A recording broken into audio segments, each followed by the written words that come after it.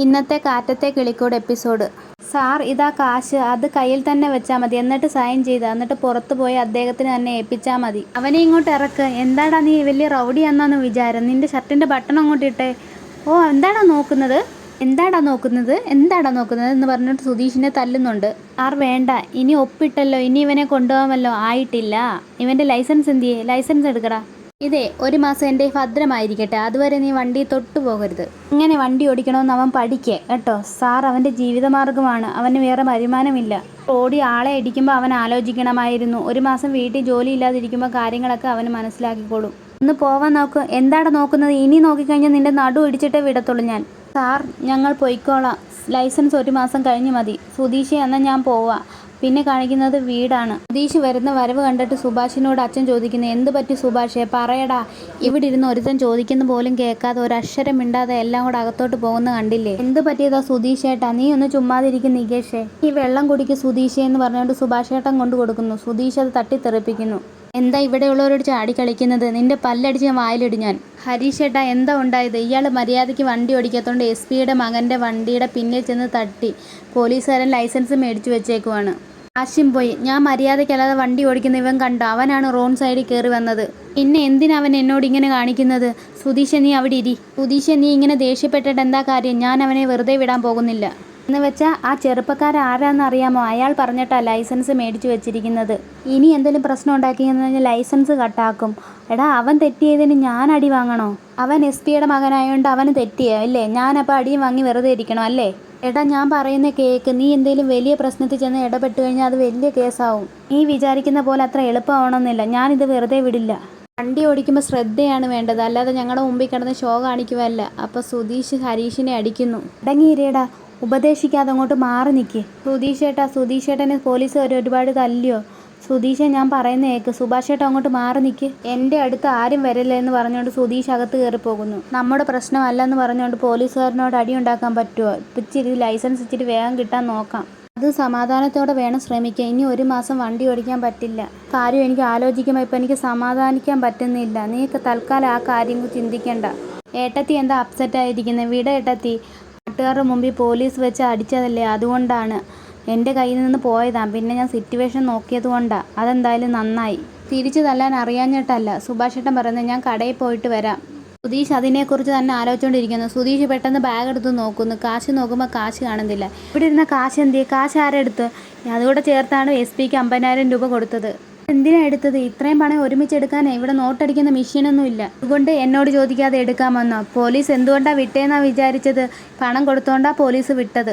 കാശ് എടുത്ത കാര്യം നീ എന്നോട് പറഞ്ഞില്ലല്ലോ. ഇപ്പോഴല്ലേ വന്ന് വീട്ടിൽ കയറിയത്? അതിനുള്ളിൽ പറയണമായിരുന്നോ? പറയേണ്ട കാര്യങ്ങൾ കൃത്യസമയത്തിനുള്ളിൽ പറയണമായിരുന്നു. എടാ വിവരമില്ലാത്തവനെ, അവൻ്റെ ഭാഗത്ത് തെറ്റില്ലെന്ന് അവൻ പറഞ്ഞല്ലേ? എന്നിട്ടും ഇത്രയും പണം കൊണ്ടു കൊടുക്കാൻ നീ ഇത്ര മണ്ടന്മാരായല്ലോ. തെറ്റ് ചെയ്തിട്ടില്ലെന്ന് ഉറച്ചു തന്നെ നിൽക്കണം. നാക്ക് വളച്ച് നിൽക്കാൻ കഴിയത്തില്ലല്ലോ. അതിന് അവസരം വന്നു കഴിഞ്ഞാൽ 4 എണ്ണം ബബ്ബബായ് അടിക്കും. എന്നോട് സംസാരിക്കാതെ നിങ്ങൾ അവിടെ കാണാൻ പോയിരിക്കെ. നീയൊക്കെ എന്നോട് സംസാരിക്കുമ്പോഴല്ലേ ഉള്ളൂ ഇത്. പോലീസ് സ്റ്റേഷനിൽ പോയപ്പോൾ 50,000 രൂപ തരാൻ പറഞ്ഞപ്പോൾ റെസിപ്റ്റ് തന്നാലേ 50,000 രൂപ തരത്തുള്ളെന്ന് പറയണമായിരുന്നു. അപ്പോൾ അവന്മാർ കുറച്ച് വിയർക്കണമായിരുന്നു. ഒരു ചില്ലി കാശ് പോലും കൊടുക്കാതെ ഇവനെ ഇവിടുന്ന് ഇറക്കിക്കൊണ്ട് വരാമായിരുന്നു. ഒരു ബൈക്ക് മുട്ടിയതിന് 50,000 രൂപയെ. ഇന്ത്യയിലെ 100 കണക്കിന് വാഹനങ്ങൾ തട്ടുന്നു.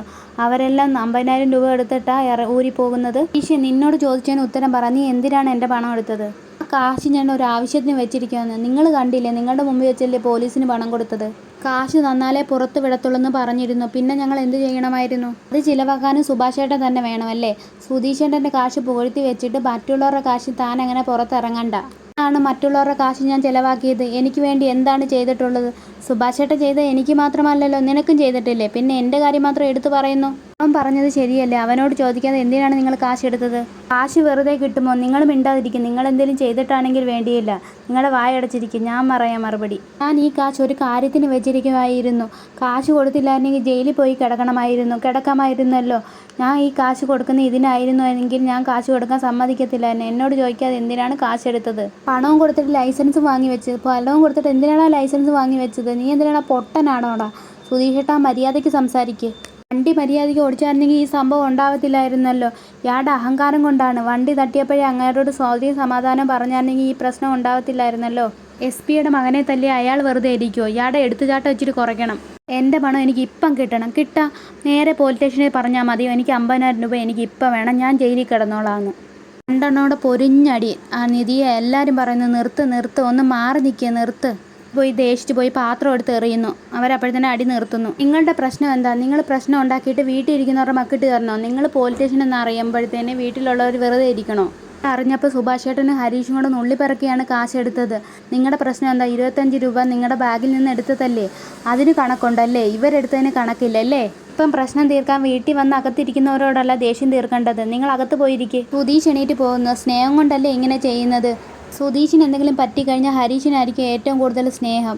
അപ്പം സ്നേഹം കാണിച്ചൂടെ ഹരീഷേ? എന്തിനാ ഹരീഷേ ഒരു വാക്ക് പറയുമ്പോഴത്തേന് 10 വാക്ക് മറുപടി അറിയാൻ നിൽക്കുന്നത്? സമാധാനത്തോടെ സംസാരിച്ചൂടെ ഹരീഷേ? ഹരീഷ് എണീറ്റ് പോകുന്നു.